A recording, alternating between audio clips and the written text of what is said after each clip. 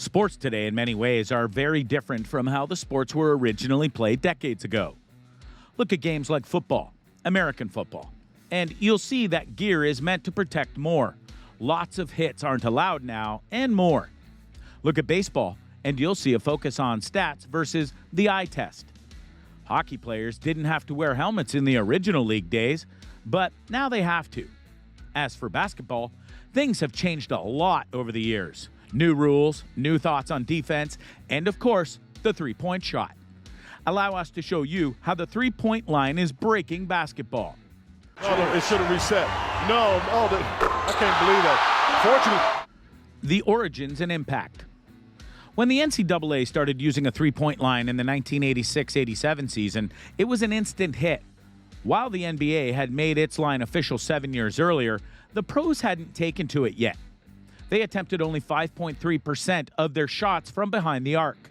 But at their first chance to trade in 2 points for three, men's Division I teams took to it in a way the pros hadn't, attempting 15.7% of their field goals from long distance, according to Ken Pomeroy's site. Over the years, even during the dawning of the three-point revolution in the NBA, the three-pointer had always been a larger part of the men's college game.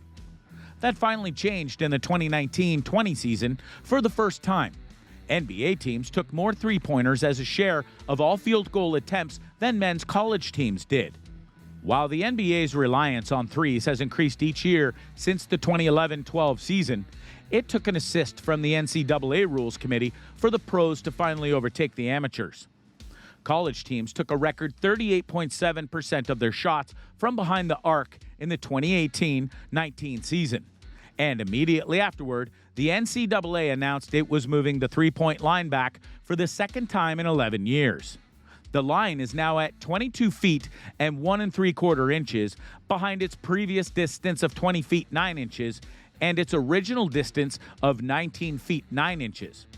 It's still slightly shorter than the NBA arc, which is 22 feet from the basket at the corners and 23 feet 9 inches at its longest distance.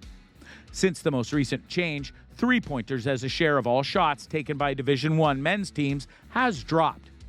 Accuracy is unsurprisingly down in regards to three-point shots as well. Coming down. Oh! Yes! Why take the shot? While these decreases in share and accuracy are small, they are still meaningful. The shift toward three-pointers revolves around the idea that they offer tiny improvements on a per-shot basis.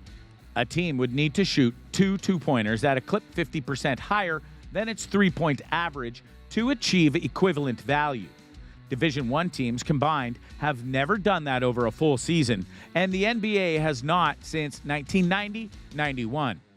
Because of the change in distance, college teams are now nearing that exact equilibrium. They're shooting 49.8% from inside the arc, 0.996 points per shot, and 33.6% outside, 1.008 points per shot, which creates the second smallest gap in value since the origin of the three-pointer. In the NBA, the largest efficiency gap came in the 2000-2001 season, when the league made 35.4% of threes and 46.1% of twos, a difference of 0.138 points per shot. Over the past 2 decades, that gap has slowly closed to 0.026 points per shot in each of the past 2 full seasons. But that narrowing is due to the increasing efficiency of two-point shots, not a decreasing efficiency on threes. Bosch, back out to Allen, his three-pointer, bang! Tie game! Progression. In the first season with the three-point line, Division I teams made 38.4% of threes and 47.9% of twos, scoring almost 0.2 points per shot more on threes. But their three-point success rate peaked in those early days. This century, the highest shooting percentage was 35.1% in 2007-2008 and 2018-2019. Both just before the line moved back. Because the three has become just a bit more difficult, it's not the windfall it once was. Billy Lang has a theory about what the changing line might mean for college teams. From 2001 to 2004, And 2011 to 2013, Lang worked on Jay Wright's staff at Villanova, where Wright credits him with jump-starting Villanova's three-point transformation. In 2013, Lang joined the analytically inclined Philadelphia 76ers as an assistant coach. And in 2019, he took the head coaching job at St. Joseph's University. In his first 2 years, Lang's teams have ranked in the top 12 in share of three-pointers attempted. So Lang is an ardent defender of the three-pointer, but even he wouldn't argue it's always the best shot. In the 1980s, when college teams were managing meager portions of shots from the deep, there were plenty more threes for the taking, as they would discover in the coming decades. Now, Lang says, defenses may be overcompensating for that trend and sealing the three-point line at the expense of their two-point defense. Lang recalled a game against Davidson in which St. Joseph's picked up one of its two conference wins. They have to fear. This is the only way St. Joe's wins is if they take 43s, Lang told me. And in that game, we got walk-in, literally walk-in layups. The Hawks took only 23 threes, they made 9, but went for 17 for 30 on twos and won 73-72. And that's the problem right there, especially when this escalated in the NBA. From long range, Durant's got 11, Craig goes down, Durant has got a highlight! Live by the three, die by the three. The three-point line has been in the NBA for decades now, but for a long time, only certain players would dare try and take those shots on a consistent basis. Yeah, some of them were legends like Larry Bird or Reggie Miller, but many others refused to do it for one reason or another. For example, Michael Jordan rarely took three-point shots, preferring to drive to the basket or make shots from inside the arc when he was open. If you think about it, Jordan would defer to players who could make the three-pointer like John Stockton or Steve Kerr because he wasn't comfortable doing it himself. But nowadays, players big and small are going and tossing up three-pointers like they're nothing. And the fate of games literally depends on how many go into the basket. And we don't mean that in a good way. Because sure, when a player goes and drills three-pointer after three-pointer, it's exciting. Or when a three-point shot is made at the buzzer and the crowd goes nuts, that's exciting. But when teams just put up threes and don't make many of them, it's embarrassing. And that happens a lot more. Hence the phrase in the modern NBA, live by the three and die by the three.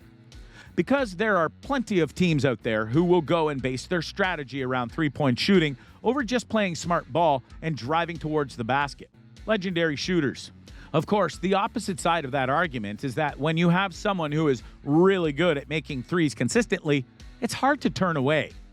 We already mentioned Larry Bird and Reggie Miller, but you can throw in Ray Allen, Klay Thompson, and of course, Stephen Curry.